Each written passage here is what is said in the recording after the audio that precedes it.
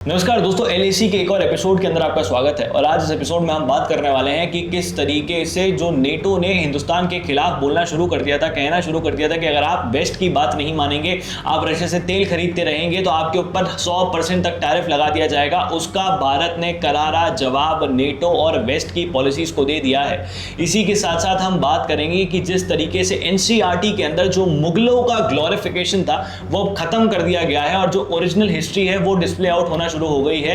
इसी के साथ साथ हम एक और चीज पर बात करेंगे जो खबरों का सिलसिला लेकर पहुंचता है आकाश मिसाइल डिफेंस सिस्टम तक, कि उसका एक ऐसा अपग्रेडेशन, एक ऐसी चीज को टेस्ट कर लिया गया है इंडियन आर्मी द्वारा, जिसको लेकर चाइना अब बहुत ज्यादा परेशान है।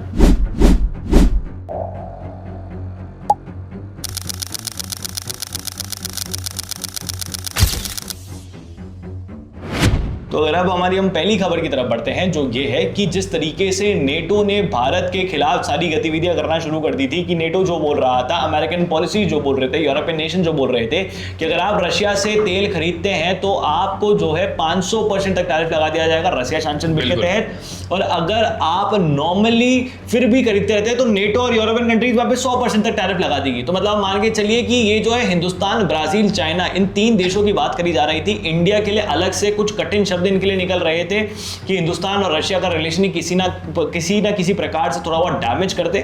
तो उसको लेकर भारत के हरदीप सिंह पुरी, जो यहां पर मिनिस्टर है सेंट्रल गवर्नमेंट ने, और मिनिस्टर ऑफ एक्सटर्नल अफेयर्स के स्पोक्स पर्सन जायसवाल साहब ने भी बहुत अच्छा जवाब दिया है। तो आप पहले वो बयान सुन लीजिए। मेरा काम है एनर्जी सप्लाई, एनर्जी मार्केट्स को मॉनिटर करना, make sure we have enough supplies. चिंता मुझे लगता है मेरे चेहरे से कि जिस तरीके से हम पार्टी, मुझे चिंता लग रही है। सुबह से मैं आपके साथ हूं यार। मैंने बोला my mind is not wired to for that kind of चिंता। The developments, let me reiterate, and I've said this in the past as well, securing energy needs of our people is understandably an overriding priority for us. In this endeavor, we are guided by what is there on offer in the markets, as also by the prevailing global circumstances. We would particularly caution against any double standards on the matter. Keshav, on visas for Afghanistan, I think beginning April we start. तो आपने अभी ये बयान सुने, जिस बयान के अंदर हरदीप सिंह पुरी और जायसवाल साहब इस चीज को क्लैरिफाई कर देते हैं कि जो भारत के इंटरेस्ट में होगा हम वही करेंगे।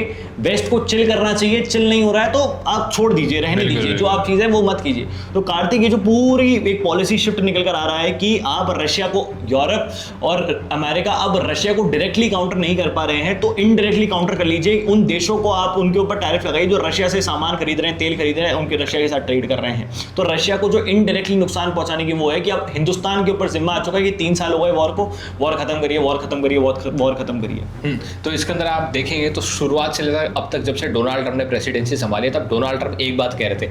डोनाल्ड ट्रंप कह रहे थे कि मैं प्रेसिडेंट बनते ही रशिया यूक्रेन की वॉर रुकवा दूंगा, लेकिन वो वॉर तो रुकी नहीं थी। इनफैक्ट बीच में ईरान और इजराइल की वॉर शुरू और हो गई थी, यानी कि नैले का तेल और लोड पड़ गया था काम को लेकर। अब वो जो जंग है वो तो नॉर्मल शांत बस्ते में जा चुकी है, लेकिन रशिया की वॉर रुकने का नाम नहीं ले रही है। और अब ये देखने को मिल रहा है कि जहां शुरुआत में डोनाल्ड ट्रंप ये कह रहे थे कि मैं नेटो का साथ नहीं दूंगा, बल्कि पुतिन से फ्रेंडली बिहेवियर कर रहे थे, पुतिन के फेवर में काफी चीजें बोल रहे थे, पुतिन को एकदम एक फ्रेंड की तरह, और जो नरम शब्द हैं उन शब्दों का इस्तेमाल करते हुए पुतिन का जिक्र बार बार अलग अलग मंचों पर कर रहे थे। अब यहां ये देखने को मिल रहा है कि अब उन्होंने वापस से नेटो का दामन थाम लिया है और पुतिन को क्रिटिसाइज कर रहे हैं और यहां पर रशिया को टारगेट करने की कोशिश कर रहे हैं। अब रशिया को जिस तरीके से आपने बताया कि डायरेक्ट वे में टारगेट नहीं कर पा रहे, तो रशिया के पैसे को ये हमला करना चाहते हैं, यानी कि रशिया के पैसे के ऊपर हमला करना चाहते हैं, उसके पैसे के ऊपर, उसके तेल के ऊपर हमला करना चाहते हैं। भारत बहुत बड़ा कंजम्पशन है रशियन ऑयल का, चाइना से भी रशिया ट्रेड करता है और ब्राजील भी ट्रेड करता है, इसलिए इन तीनों देशों को इन्होंने टारगेट करा है। लेकिन यूरोपियन यूनियन खुद अपने आप को नहीं देख रहा, जो नेटो का बहुत बड़ा हिस्सा है, जिनके साथ डोनाल्ड ट्रंप इस वक्त बैठे हैं। यूरोपियन यूनियन अपने आप को खुद नहीं देख रहा है। यूरोपियन यूनियन रशिया से बहुत ज्यादा मात्रा में, बिलियंस ऑफ डॉलर्स की मात्रा में तेल खरीद रहा है, नेचुरल गैस ले रहा है। नेचुरल गैस की पाइपलाइन यूरोप के जमीन के नीचे से जा रही है, यूके जा रही है, जर्मनी जा रही रही है, अलग अलग देशों के अंदर जा रही है, बेलारूस के नीचे से जा रही है, पोलैंड के नीचे से जा रही है, यूक्रेन के नीचे से भी जा रही है, जिनको कहीं ना कहीं से डैमेज कर दिया गया है यूक्रेन द्वारा, खुद के द्वारा ही। और अब उनके ऊपर एक बड़ा फटका पड़ चुका है। हाल ही में कुछ ये भी बताते हैं कि स्टार्टिंग में जब न्यूज़ आ रही थी तब ये भी बताया जा रहा था कि यूरोप के अंदर जो टॉयलेट पेपर्स है वो रशिया से ही आते हैं, तो उनके पास टॉयलेट पेपर्स की भी तंगी हो रही है। तो यूरोपियन यूनियन खुद तो रशिया के मटेरियल्स को, नेचुरल गैस को, टॉयलेट पेपर को और ऑयल को कंज्यूम कर रहा है, उसके ऊपर ये लोग कुछ नहीं कह रहे हैं, यानी कि डायरेक्ट पैसा ये लोग खुद दे रहे हैं। दूसरी तरफ से यूरोपियन यूनियन खुद एक और चीज कर रहा है। क्या कर रहा है? हाल ही में उन्होंने अपने वीडियो के अंदर बताया कि जो पैट्रियट डिफेंस सिस्टम है, जिसके पास यूक्रेन के पास खत्म होता जा रहा है, यूक्रेन के पास उसकी चीजें खत्म होती जा रही है, यूक्रेन के पास हथियार नहीं है, अब यूक्रेन लड़ नहीं पा रहा, तो अमेरिका ने कहा कि यूक्रेन को हथियार मैं दे दूंगा। अमेरिका ने कहा कि डोनाल्ड ट्रंप ने कहा कि मैं आपको पैट्रियट डिफेंस सिस्टम दे दूंगा और मैं आपको फ्री में दूंगा। लेकिन फ्री में देने के बाद उन्होंने कहा कि मैं तो पैसे भी लूंगा। अब पैसे लेंगे कहां से डोनाल्ड ट्रंप? यूक्रेन से नहीं ले रहे, यूक्रेन को तो मुफ्त में मिल रहा है, पैसा यूरोपियन यूनियन दे रहा है। तो यूरोपियन यूनियन तो एक तरीके से इस जंग को बढ़ा रहा है, इस जंग को असली फ्यूलिंग, इस जंग को असली फंडिंग अगर कोई कर रहा है तो यूरोपियन यूनियन खुद है और नेटो खुद है। दोनों तरफ से कर रहा है, मतलब जितना उन्होंने यूक्रेन को फंड नहीं करा, उससे ज्यादा का तेल और नेचुरल गैस, ऑयल और नेचुरल गैस तो रशिया से खरीद चुके हैं, रशिया को खरीद, तो वो दोनों को फंड कर रहे हैं। बिल्कुल बिल्कुल, यानी उनके फेवर में ये चीज। हाँ, यानी कि उनके हिसाब से है कि जंग रुक नहीं सकती है, हमने तो दोनों तरफ पैसा दे दिया। अगर इंटरनल यूरोपियन यूनियन के दिमाग को देखें तो उन्होंने तो इंटरनली दोनों को पैसा दे दिया, तो दोनों ही आराम से कम 5-6 साल तक तो और जंग लड़ सकते हैं और हम इस चीज को और लंबा खींच सकते हैं। बीच में अगर कुछ टारगेट करना हो, ये चीज कहनी हो कि शांत हो जाएगा, ये शांत हो जाएगा, तो हम इंडिया को टारगेट कर सकते हैं। लेकिन अब आप इस सिचुएशन को देखेंगे, यानी कि इंडिया, रशिया, चाइना, ब्राजील, इस वाली सिचुएशन को देखेंगे तो यानी कि ये एक तो नेटो वाला तरफ हो गया। अब ये जो अपना वाला तरफ है, इस तरफ देखते हैं तो यहाँ पर देखने को मिलता है कि चाइना अब अपने हाथ मिला रहा है। चाइना रशिया से तो हाथ मिला के रखता ही है, अब इंडिया से भी हाथ मिला रहा है और RIC, जिसका जिक्र अपने कई बार अपनी वीडियोस के अंदर करा है, उसके अंदर अब वो सक्रिय करने की बात कर रहा है। चाइना के मिनिस्ट्री ऑफ फॉरेन अफेयर्स के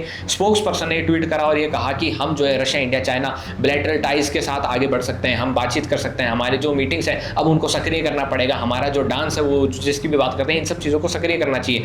और अब अमेरिका के लिए ये खतरे की घंटी हो सकती है। देखिए, अमेरिका के लिए 2 खतरे की घंटी हो सकती है। पहली बात ये कि हाल ही में कुछ अमेरिका के, यानी कि डोनाल्ड ट्रंप के ओवल ऑफिस के अंदर कुछ लोग हैं जिन्होंने हाल ही में ऐसी चीज़ें कही जिस तरीके से उन्होंने कहा कि अगर रशिया, इंडिया, चाइना खुल के खतरनाक तरीके से ट्रंप की टैरिफ पॉलिसी के खिलाफ आकर खड़े हो जाते हैं तो ट्रंप को पीछे हटना पड़ेगा। यहाँ पर ये देखने को मिल रहा है कि किस तरीके से RIC अगर एक्टिव होता है तो ट्रंप को यहाँ पर टैरिफ्स के पीछे हटना पड़ेगा। दूसरी तरफ इससे पहले अगर डोनाल्ड ट्रंप की प्रेसिडेंसी को अपन हटा देते हैं, जो बाइडेन की प्रेसिडेंसी को ले लेते हैं, तो वहाँ पर ये देखने को मिलता है कि चाइना इंडिया से इतना ज़्यादा एंगेजिंग नहीं होता है। लेकिन डोनाल्ड ट्रंप के आने के बाद चाइना ज़्यादा एंगेजिंग हो रहा है, चाइना को पता चल रहा है। हो सकता है कि अभी आपने देखा कि अपनों कवर किया था SCO समिट के अंदर, जो डिफेंस मिनिस्टर्स गए थे, जिस तरीके से फॉरेन मिनिस्टर्स गए थे, इसके अंदर इंडिया अपने पक्ष रख रहा है। तो यानी कि इंडिया उसको प्रॉपर तरीके से बॉयकॉट नहीं कर रहा है, इंडिया के मिनिस्टर्स वहाँ पर जा रहे हैं, भले उनको अपना पक्ष रखना पड़ रहा हो, चाइना उस चीज़ को नहीं मान रहा हो, लेकिन चाइना एक तरफ से ये भी कह रहा है कि रशिया, इंडिया, चाइना को एक होना चाहिए। दूसरी तरफ अगर अपन रशिया और चाइना के रिलेशन को देखें तो वो कभी भी हैम्पर आउट नहीं हो सकते, इंडिया और रशिया के रिलेशंस को देखें तो वो भी कभी हैम्पर आउट नहीं हो सकते। तो कहीं ना कहीं ये चीज़ देखने को मिलती है कि एक तरफ से एंगेजिंग उस तरफ से भी है तो यहाँ से भी RIC है। नहीं, और ये आपने जो चीज़ कही ना कि एक तो हिंदुस्तान में मेरे को समझ नहीं आता कि तो वेस्ट के जो जितने भी सेनेटर्स हैं US के, या फिर यूरोप के कुछ नेता हैं, या फिर नेटो के कुछ ऑफिशियल्स होते हैं, उनको ये क्यों लगता है कि वो भारत को लेट डाउन कर सकते हैं, भारत को दबा सकते हैं। बिल्कुल, मतलब भारत एक लौता ऐसा पूरी दुनिया में देश है जो बैलेंसिंग नेचर के तौर पे ही काम कर रहा है। वो कहीं पर भी जाए वो बैलेंसिंग नेचर के तौर पे काम कर रहा है। हमारा कभी भी किसी भी चीज को लेकर एक टिल्ट है ही नहीं। बिल्कुल, हमारा सिर्फ क्या मोटिव है कि हमें इस पूरी दुनिया से टेररिज्म को इरेडिकेट करना है और पूरी दुनिया प्रॉस्पेरिटी से आगे बढ़े, हम भी आगे बढ़े, आप भी आगे बढ़े, ना हम आपको आगे बढ़ने से रोक रहे हैं और ना आप हमें आगे बढ़ने से रोक रहे हैं। हमेशा इतिहास से लेकर अब तक और आने वाला फ्यूचर भी यही होने वाला है भारत का। लेकिन अगर आप बीच में आकर उंगली करेंगे, चीजें रोकने की कोशिश करेंगे, तो आपको तो पता चल जाएगा कि भाई आपकी वैल्यू कितनी है। वो वैल्यू से जो शब्द हैं वो आप फेरबदल कर सकते हैं। अगर नेटो कह रहा है कि इंडिया बदमाशी कर रहा है तो यूरोपियन यूनियन भी तो बदमाशी कर रहा है। यानी कि इनको इनके खुद के लोग तो बदमाशी करते दिखाई नहीं दे रहे। जब चेहरा दिखा दिया जाता है ना, अभी तो मैं कह रहा हूँ ना, अभी ये तो नॉर्मली हरदीप सिंह पुरी जी ने बोला है, वो भी बहुत सैवेज रिप्लाई देते हैं। जयशंकर साहब ने अब तक इनको नहीं बोला है। वो जैसे ही वो जयशंकर साहब बोलेंगे वो एडिट बनेगी, वो आंखों तो से तुम्हारे थंबनेल पे जयशंकर साहब होते हैं, तो वो एक जैसे यूरोपियन यूनियन को पता चल जाएगा तो वो अपने आप चुप हो जाएंगे, क्योंकि यूरोप को ये लगता है कि वो वही वाली बात है ना, जयशंकर साहब की बहुत सी बात है, Europe thinks that Europe problem is world's problem but world's problem is not Europe's problem. बस वो एकदम प्रॉपर्ली फिट बैठती हैं। लेकिन अगर आज की हम हमारी दूसरी खबर की तरफ बढ़ते हैं, जो भारत के आने वाली जनरेशन के लिए बहुत बढ़िया है, जो है NCERT के अंदर जो मुगलों का ग्लोरिफिकेशन था, अकबर द ग्रेट को हटा दिया गया है। जो बातें मुगलों के लिए लिखी गई थी कि वो बहुत महान हैं, उन्होंने बहुत अच्छे कार्य किए थे, उन सबको रेक्टिफाई करते हुए ये जो हिस्टोरियंस ने, ये जो लेफ्टिस्ट हिस्टोरियन वाली जो हिस्ट्री थी, लेफ्टिस्ट हिस्ट्री थी, कम्युनिस्ट हिस्ट्री थी, इसको हटाकर अब जो ओरिजिनल हिस्ट्री है उसको डाल दिया गया है, उसको पब्लिश करना, प्रिंट करना शुरू हो गया है और अब से बच्चे वही पढ़ेंगे जो इस चीज को दर्शाता है, दिखाता है, बताता है कि असल में जो इतिहास है वो कितना ज्यादा जरूरी हो जाता है। आप अकबर, मैं कार्तिक आपको सच बता रहा हूँ, ये अब तो खैर हम पढ़ने लग गए, जाने लग गए, तो हमें पता है कि इतिहास क्या है। हम, और आप मुझसे पूछेंगे मराठा इतिहास तो मैं आपको वो बता दूंगा, राजपूताना इतिहास पूछेंगे वो बता दूंगा, बिहार का भी अगर आप इतिहास पूछेंगे तो वो बता दूंगा। लेकिन जब स्कूल के टाइम पर थे ना, तो मुझे लाइन से याद था बाबर, हुमायूं, अकबर, जहांगीर, शाहजहां, औरंगजेब, उसके बाद भी फिर एंड में जाते थे बहादुर शाह जफर नाम का कोई था जिसको ब्रिटिश ने पकड़ लिया था, उसके बेटों को मार दिया था। तो मुगल वाली जो हिस्ट्री थी ना, टिल 12th या फिर मैं वो 12th, मेरे 12th खत्म होने तक, मिड 12th तक मुझे ये इतने ढंग से रटे हुए थे क्योंकि बचपन से पढ़ाया यही गया और मुझे पता ही नहीं था कि अहोम डायनेस्टी भी कुछ होती है। कोविड आया, उसके बाद खुद पढ़ना शुरू किया तो समझ आई। लेकिन अब, और उस टाइम पे हम घर में बैठ के ये डिस्कस करते थे कि यार ये स्कूल में क्यों नहीं पढ़ाया गया, स्कूल में ये सब चीजें क्यों नहीं होती। और तब लगता था कि यार तब इतनी नॉलेज नहीं थी, तब इतनी समझ नहीं थी। धीरे धीरे पढ़ते रहे, समझ आया कि पॉलिटिकल इंस्टेबल, पॉलिटिकली आइडलाइज्ड जो लोग हैं वो इस चीज को पुश कर रहे थे कि बच्चा क्या होता है। बच्चा तो एक गीली मिट्टी की तरह होता है, कि एकदम चिकनी मिट्टी की तरह है, उसको जैसा शेप दोगे वो वैसा बन जाएगा। इन्होंने वैसी करने की कोशिश करी। और उस टाइम पे मैं कार्तिक ये चीज क्यों बता रहा हूँ, हमारी क्लास के अंदर कुछ बच्चे ऐसे थे, जब हम हिस्ट्री पढ़ते थे तो अब एक है कि आपका घर का इन्फ्लुएंस होता है। तो मुझे घर पे मेरे पिताजी बताते थे कि भाई ये मराठा ये थे, महाराणा प्रताप ने ये किया है, ये सभी चीजें, ये तो पढ़ाते थे, बताते थे।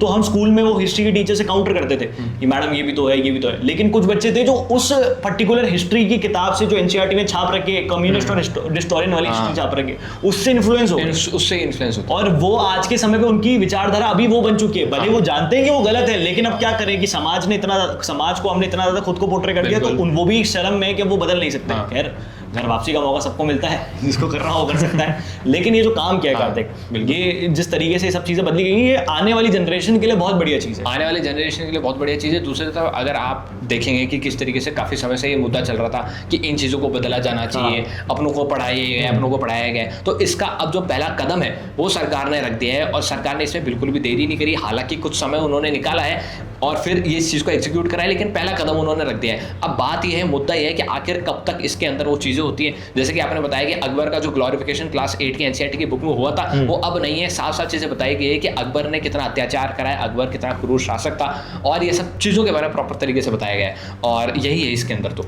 हाँ, और ये सही है, ये खबर कि इसमें कुछ बहुत बड़ी चीज़ नहीं है कि हम आपको कुछ बहुत फैक्चुअल चीज़ बताते। ये समाज को, मैं कह रहा हूँ ना, हम भारत देश की ताकत कोई ब्रह्मोस मिसाइल या फिर आकाश मिसाइल डिफेंस सिस्टम, इसरो, या कोई शेयर मार्केट या कोई 56 इंच का सीना नहीं है। भारत देश की ताकत अगर कोई है तो वो हमारे देश का युवा है। जो हमारे पास स्किल है, हमारे पास जो लेबर है, हमारे पास जो यूथ है, वो किसी और देश के पास नहीं है। चाइना आज के टाइम पे एजिंग की प्रॉब्लम जूझ रहा है, पूरा यूरोप एजिंग की प्रॉब्लम जूझ रहा है। अमेरिका में तो लोग नशे से बाहर ही नहीं आ पा रहे। इधर साउथ ईस्ट एशिया के अंदर चले जाओ तो वहाँ पे लोग अपने देश से प्रेम नहीं है, वो भी एज कर रहे हैं, शादी नहीं कर रहे। जापान, साउथ कोरिया वाले शादी नहीं कर रहे। रशिया के अंदर पॉपुलेशन इतनी नहीं है जितनी जगह है। तो भारत के अंदर जो जनसंख्या है, जो जनता है और जो युवा है, वो एक सही मार्गदर्शन पे चले, उसको एक सही इतिहास पता हो। लोग कहते हैं ना, इतिहास पढ़ने से क्या होगा, इतिहास पढ़ने से क्या होगा। जिसको अपना इतिहास पता होता है ना, जिसको अपना इतिहास पता है, वो अपना भविष्य बहुत अच्छा कर सकता है, क्योंकि वो वर्तमान में वही फैसले लेगा जो उसको पता है कि इतिहास में, अगर मैंने इतिहास मैंने पढ़ रखा है, इतिहास में वो फैसले मत, वर्तमान में वो फैसले मतलब जो इतिहास में ले लिए गए हैं जिससे भविष्य खराब हो जाए। तो इतिहास सही पढ़ाना, सही पढ़ना बहुत जरूरी होता है। और ये जो पढ़ाया जा रहा है ना, मैं ये नहीं कह रहा कि एकदम, अगर आप सोचते हैं ना कि यार ये तो एकदम एक्सट्रीमिस्ट सोच है, ये वो कुछ एक्सट्रीमिस्ट सोच नहीं है। एक्सट्रीमिस्ट सोच तो होती है कि मुगलों को हटाओ ना, वो है ही नहीं, जब इस देश के ही नहीं है, यहाँ पैदा ही नहीं हुए, कुछ हुआ ही नहीं, बाहर से आए थे देश को लूटने के लिए, उनको पढ़ भी क्यों रहे हैं, ये एक्सट्रीमिस्ट सोच होती है। लेकिन फिर भी वो हमारा इतिहास है, तो एटलीस्ट हम सही इतिहास तो पढ़ें। ये तो जाने कि 25 साल की उम्र में अकबर ने 30,000 लोगों को मार दिया था। ये तो जाने कि बाबर ने कितने लोगों का धर्मांतरण करवाया था। ये तो जाने कि किस तरीके से अजमेर के जो चिश्ती हैं, वो उन्होंने किस तरीके से वहां पे पृथ्वीराज चौहान को हराने के लिए लोधियों को बुलाया था। तो ये चीज हमें जानना बहुत जरूरी है। ये हम जब तक समझेंगे नहीं, जानेंगे नहीं, पहचानेंगे नहीं, तो हमें ऐसा ही लगेगा कि यार हम क्या सीख रहे हैं, क्या जान रहे हैं। क्योंकि मैं कार्तिक आपको बताऊँ ना, एक छोटे से इसके साथ इस टॉपिक को एंड करेंगे। मेरे जो मित्र हैं जो बाहर पढ़ रहे हैं, विदेश में पढ़ रहे हैं, अमेरिका पढ़ रहे हैं, यूरोप पढ़ रहे हैं, उनके वो मुझे ये बोलते हैं, यार विनम्र, हमें हमारा कल्चर पता ही नहीं है इतना। वो वहाँ पे जाके इस चीज़ को रियलाइज करते हैं कि अमेरिका का कोई कल्चर, अमेरिका का क्या कल्चर है, कोई कल्चर थोड़ी है अमेरिका का, वो तो ट्रेंड है। ट्रेंड है वो, आज ट्रेंड कुछ और है, कल कुछ ट्रेंड होगा, बदल जाए। उनको कल्चर हिस्ट्री ढंग से पढ़ाई नहीं गई, और जो पढ़ाई गई है उसमें वो डाउट करते हैं। लेकिन अब वो चीज़ नहीं हो रही है और धीरे धीरे बदली जा रही है, तो अच्छी बात है। लेकिन आज की हम अगर आखिरी और सबसे बढ़िया खबर की तरफ बढ़ते हैं, तो भारत के डिफेंस के अंदर जो अपग्रेडेशन आकाश मिसाइल डिफेंस सिस्टम को लेकर हुआ है, जिसको चाइना बहुत परेशान है, और इसका जो इन्होंने टेस्ट भी किया है, कमाल की बात है, मतलब आयरनी भी खुश हो रही होगी कि लद्दाख में ही आप टेस्ट करते हैं, लद्दाख में वहां पर भी आप टेस्ट कर रहे हैं जहां से थोड़ी सी दूर चाइना बॉर्डर होती है, और चाइना बॉर्डर के उस पार जो है चाइना के डिफेंस सिस्टम बैठा हुआ है। तो आप चाइनीज आर्मी को बहुत अच्छे से क्लियर आउट मैसेज दे रहे हैं कि आप पहले तो जयशंकर साहब चाइना जाते हैं, वहां जाके उन 3 मैजिक वर्ड्स, उससे पहले एक वो म्यांमार के अंदर एक ड्रोन स्ट्राइक, वो तो मिसाइल स्ट्राइक ड्रोन स्ट्राइक, कुछ पता है अपन उसको ड्रोन स्ट्राइक बोल रहे हैं, बहुत से आर्टिकल उसको मिसाइल स्ट्राइक का हुआ है। अच्छा, क्यों मिसाइल स्ट्राइक, अपन तो ड्रोन स्ट्राइक ही बोलते हैं। हाँ, कि वही छोटा अपन छोटा, फिर भी वो खुद बोल रहे हैं कि मिसाइलें आई हैं, हम बोल रहे हैं ड्रोन आए हैं। पर जयशंकर साहब जब चाइना गए एससीओ की मीटिंग के अंदर, फॉरेन मिनिस्टर, वहां पर उन्होंने 3 शब्दों का इस्तेमाल किया, सेपरेशन, टेररिज्म और अग्रेशन। ये तीनों शब्दों का काउंटर आकाश मिसाइल डिफेंस सिस्टम का ये जो अपग्रेडेशन आया है वो दर्शाता है। तो कार्तिक, ये क्या है पूरा अपग्रेडेशन, क्या आकाश मिसाइल डिफेंस सिस्टम की चीज है? सबसे पहली बात तो ये, इसको लद्दाख के अंदर टेस्ट किया गया है, और आकाश एयर डिफेंस सिस्टम जो है उसकी ये मिसाइल है, जिसके अंदर ये आकाश प्राइम मिसाइल सिस्टम वाला है। अब इसके अंदर क्या है, पहले वाले से थोड़ा सा बहुत ज्यादा सक्षम है, और ये 15,000 फीट की ऊंचाई के ऊपर टेस्ट किया गया है। और पहली बात ये है कि 15,000 फीट के ऊपर भी ये एकदम प्रॉपर तरीके से कारगर साबित हुआ है, इसका जो टेस्ट है कारगर साबित हुआ है। दूसरी चीज इसके अंदर ये है कि इसके अंदर जो खूबियां आई है, सर्दियों में भी ऑपरेट किया जा सकता है, चाहे कितनी भी बर्फीली जगह हो उसके अंदर ऑपरेट किया जा सकता है। इसकी रेंज 30 से 35 किलोमीटर बताई जा रही है, और ये डिफेंस सिस्टम है। जिस तरीके से चाइना के पास खूब सारे मिसाइल्स है, ड्रोन्स है, इन सब चीजों को अगर कोई काउंटर करना पड़ता है भविष्य के अंदर, इन चीजों से निपटना पड़ता है, तो ऐसे सिचुएशंस को काउंटर करने के लिए, फेस करने के लिए इस डिफेंस सिस्टम की टेस्टिंग हुई है। इसके बाद एक और डिफेंस सिस्टम की बनाने की तैयारी चल रही है, वो भी आकाश का है, जिसको है एनजी, जो एनजी ग्रुपिंग का है, और वो इससे भी ज्यादा खतरनाक है, उसकी रेंज 70 किलोमीटर तक जा सकती है,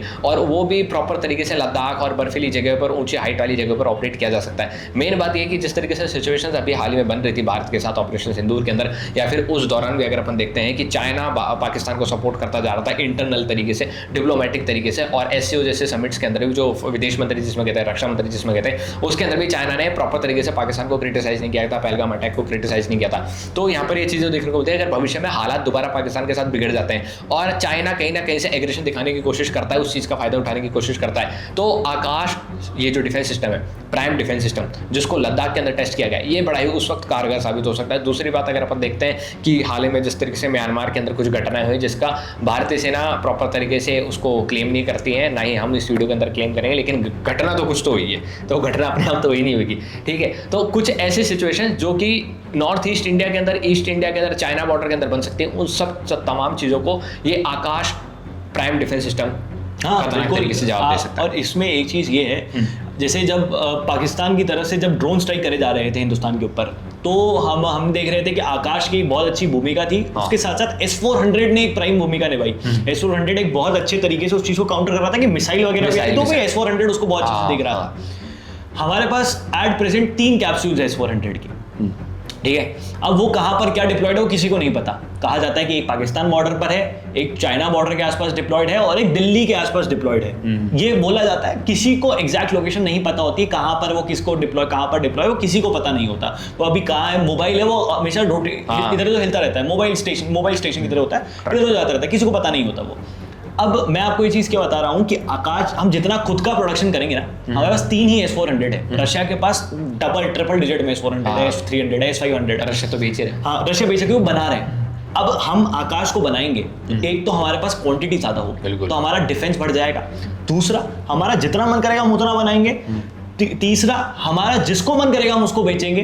आर्मेनिया अजरबैजान की लड़ाई के अंदर आकाश मिसाइल डिफेंस सिस्टम ने आर्मेनिया की बहुत मदद करी। भले ही आर्मेनिया उस जंग को हार गया अजरबैजान से, लेकिन आकाश मिसाइल डिफेंस सिस्टम ने आर्मेनिया की इतनी मदद करी कि आज आकाश मिसाइल डिफेंस सिस्टम पूरे साउथ ईस्ट एशिया के अंदर बहुत ज्यादा प्रचलित है, और फिलीपींस, इंडोनेशिया और ये जो देश हैं, ये चाहते हैं कि आकाश मिसाइल डिफेंस सिस्टम खरीद लें।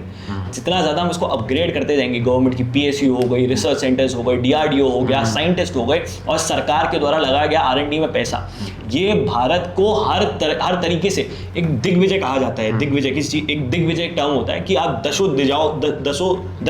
दिशा होती है 10 डायरेक्शंस के अंदर, उसमें आप विजयी होते हैं, तो उसको दिग्विजय कहा जाता है।